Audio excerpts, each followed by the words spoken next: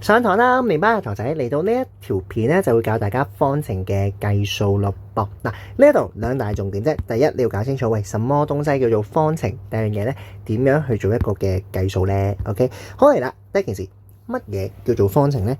兩大重點啫。你要記得佢一定係有一個英文啦，其實都唔一定係英文嘅，你可以係小哈哈都得嘅，某程度上。OK， 好啦，亦都要有等號，我就可以稱佢為一條嘅方程噶啦。所以你應該可以答到以下呢個問題嘅，下邊邊一啲係方程呢？1加2等於3，佢唔係啦，點解？因為佢冇英文咯。好啦，4a 等於7，係咪啊？冇錯，係嘅。好，咁 c 等於20減5呢？嗱，呢一個咧我答粒星俾你，佢係㗎，因為佢有英文有數字啊嘛，係啊，有等號啊嘛。OK， 好，但係咧正常嚟講，我哋如果遲啲去學列方程式咧，你千祈唔好寫呢條，因為個英文咧。我唔可以自己一個㗎，我去列式嘅時候。但係如果我問佢係咪方程式咧，佢應該會係。好啦 ，D 減9呢個咧就唔係咯噃。點解啊？佢冇等號啊。呢一個其實叫咩？呢個叫做代數式，得唔得？咁所以咧，你要識得分乜嘢叫做方程式先。好啦，然後學多少少嘢啦。好，方程式咧，我哋有一個答案㗎嘛。個答案咧就係叫做解。OK。解就係方程嘅答案 ，OK？ 咁如果今日個題目叫你揾個方程嘅解，即係叫你去計數咯噃，揾翻嗰個代數嗰個未知數嘅數值 ，OK？ 好啦，記住方程嘅目標咧，我係叫做左英文右數字。當我今日計數咧，我最尾計到嘅，譬如 a 等於1，咁我就知道 a 係代表住啲咩咧 ？OK？ 我計到左邊英文右邊數字，我就解完咗條方程噶啦，得左邊英文右邊數字，好啦。然後去到方程嘅時候咧，我就有兩大口訣。第一咧，我哋叫做符號相反。符號咩意思啊？譬如話加嘅相反叫減，減嘅相反叫加，乘除係相反嘅。咁呢個係符號相反啦。呢樣嘢咧，我哋叫次序相反。去到二步方程嘅時候咧，我哋就要記埋一樣嘢，次序相反。好啦，先嚟睇一次咯噃。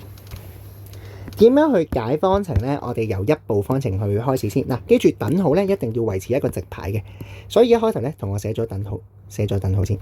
好啦，接下嚟咧，我會抄翻題目本身有嘅嘢。嗱，不過呢條咧會比較特別少少嘅。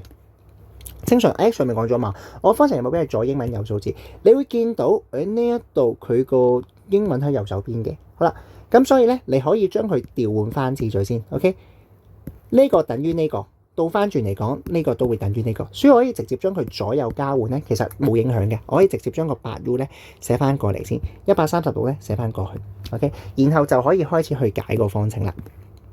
好啦，咁點樣解咧？嗱，而家記住我哋目標係要左英文啊嘛，即係話英文我想見到嘅係咪？但係我唔想見到數字喎，係嘛？所以而家我就會諗辦法整走個數字啦。點樣整走？我哋叫做符號相反。8U 即係8乘 U 嘅意思，我要整走乘8，我要做乘8嘅相反，即係除8，我就要喺度寫翻個除8啊，得唔得？但係你要記住，方程係一個天平嚟㗎，等號嚟㗎，兩邊係相等㗎。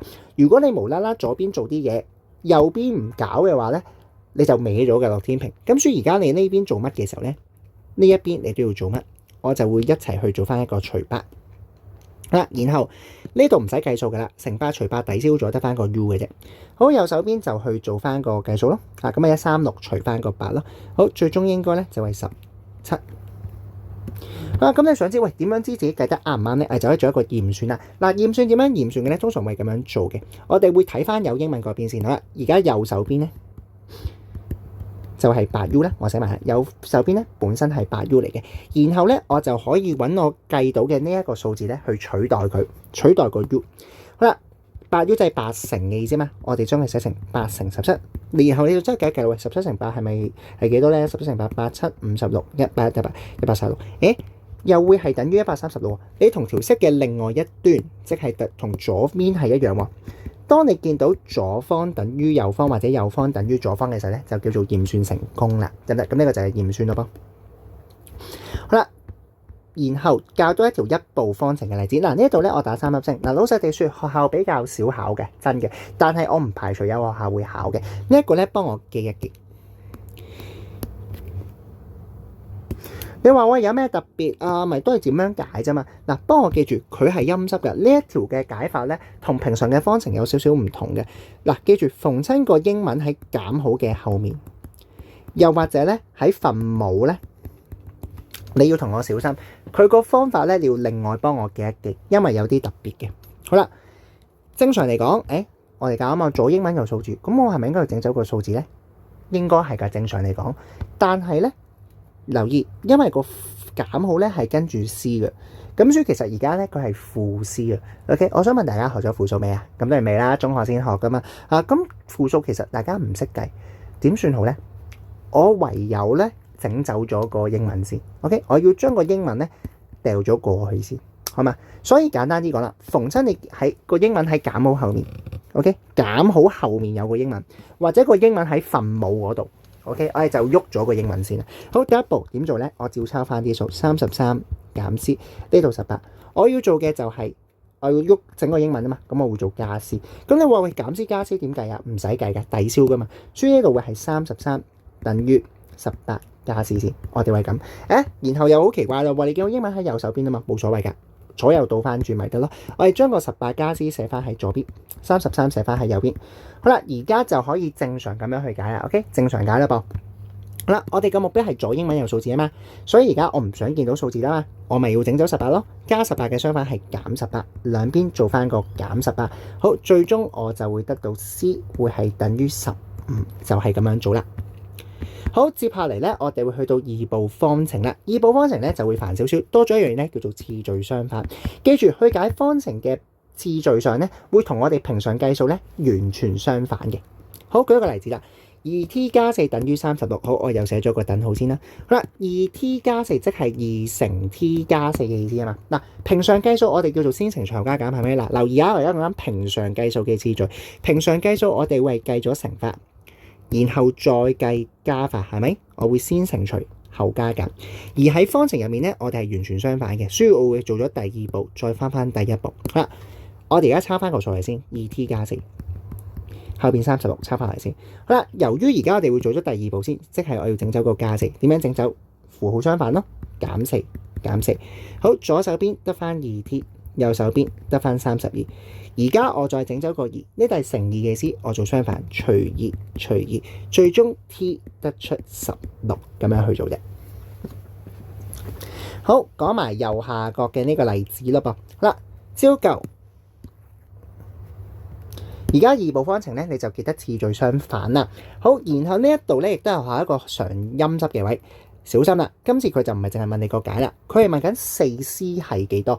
呢一度你自己圈低咗佢先。有時題目解完方程咧，佢想你做多少少嘢，咁我哋千祈唔好唔記得啦。好，我哋而家正常你咧解咗呢條式先。好啦，5加 C 三分之 C 等於20啦。咁我抄翻條題目嚟先啦。OK。好啦，然後下一步咧，我哋抄落去咯。5加三分之 C 等於20。好啦，又係咯噃。嗱，平常計數呢個係除嘅意思啊嘛，所以咧平常計數我會做咗除3先乘除，然後後加減啊嘛。而家同樣地啦，我哋會係第二步行先嘅，需要整走個5，所以兩邊去咗個減5。好啦，左邊得翻三分之 C， 右邊得翻15，然後而家再整走個除3，除3嘅相反叫做乘3，所以兩邊乘3乘3 C。就會係等於45，但係未完。OK， 記住，如果你咁樣做就俾人扣分啦。佢問緊嘅係 4C， 咩叫 4C 啊？即係4乘45，你需要計翻4乘45嘅答案，最終你要答翻180咧先至收貨，可以嗎？嗱，咁以上就會係一啲方程嘅計數嘅基本嘅概念啦。OK，咁就揾翻數據啦噃。